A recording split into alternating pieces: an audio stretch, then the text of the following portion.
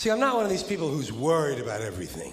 You got these people around you, country's full of them now. People walking around all day long, worried about everything.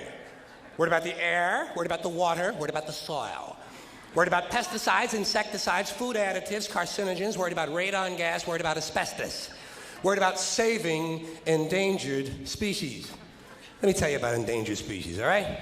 Saving endangered species is just one more arrogant attempt by humans to control nature. It is arrogant meddling. It's what got us in trouble in the first place. Doesn't anybody understand that?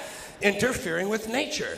Over 90%, way over 90% of all the species that have ever lived on this planet, are gone. Whoosh.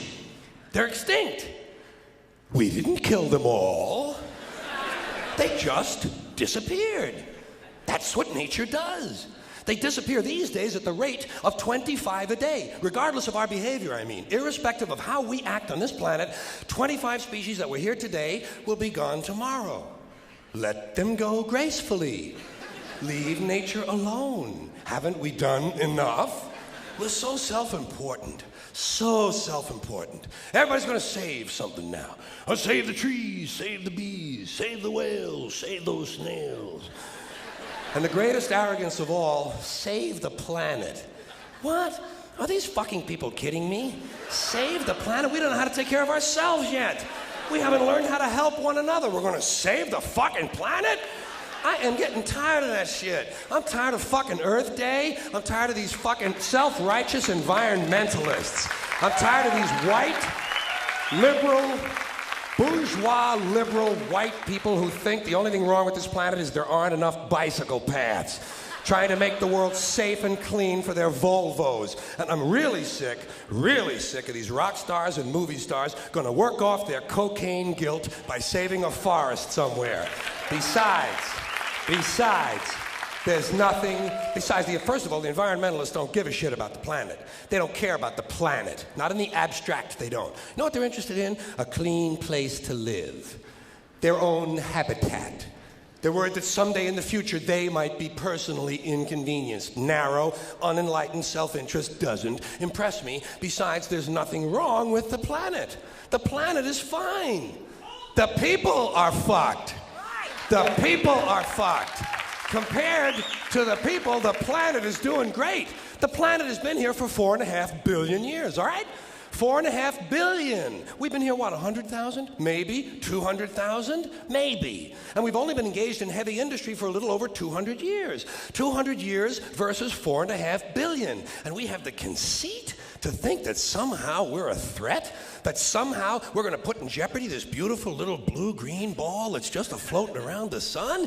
Planet has been through a lot worse than us for a long time. Been through earthquakes, volcanoes, plate tectonics, continental drift, solar flares, sunspots, magnetic storms, the magnetic reversal of the poles, bombardments for hundreds of thousands of years by comets and asteroids and meteors, sandstorms, erosion of all kinds, cosmic radiation, worldwide fires, worldwide floods, recurring ice ages, and we think some aluminum cans and some plastic bags are going to make a difference? Planet isn't going anywhere. We are. We're going away. We're going away. Pack your shit, folks. We're going away. And we won't leave much of a trace either. Thank God for that. Maybe a little styrofoam. Planet will be here and we'll be long gone. Just another failed mutation. Just another closed-end biological mistake. An evolutionary cul-de-sac. Planet will shake us off like a bad case of fleas. A surface nuisance. You want to know how the planet's doing? Ask those people in Pompeii who are frozen into position from volcanic ash. How the planet's doing.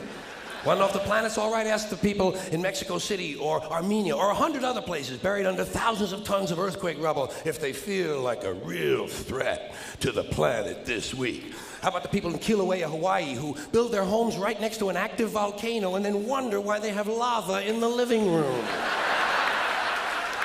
Planet is going to be here a long, long, long long time after we're gone, and it will heal itself, it will cleanse itself, because that's what it does. It's a self-correcting system. The air and the water will recover, the earth will be renewed, and say, if it's true that plastic doesn't degrade, well, the planet will simply incorporate plastic into a new paradigm, the Earth plus plastic.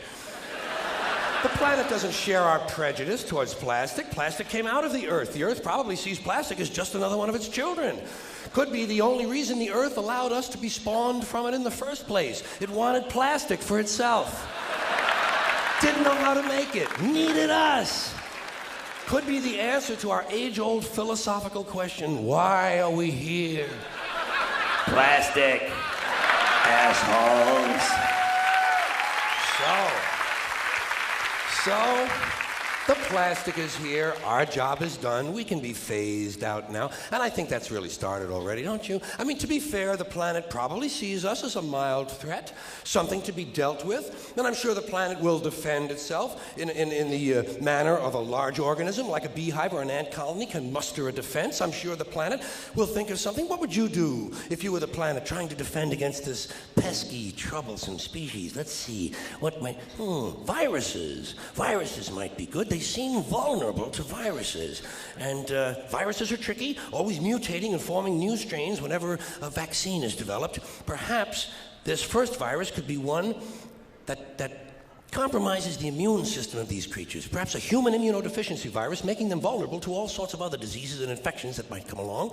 And maybe it could be spread sexually, making them a little reluctant to engage in the act of reproduction. Well, that's a poetic note. And it's a start. And I can dream, can't I? I don't worry about the little things. Bees, trees, whales, snails. I think we're part of a greater wisdom than we will ever understand. A higher order. Call it what you want. You know what I call it? The big electron. The big electron. Whoa. Whoa. Whoa. It doesn't punish. It doesn't reward. It doesn't even judge. It just is. And so are we, for a little while. Thanks for being here with me for a little while tonight. Thank you. Thank you. Appreciate it. Thanks very much. And take care of yourself.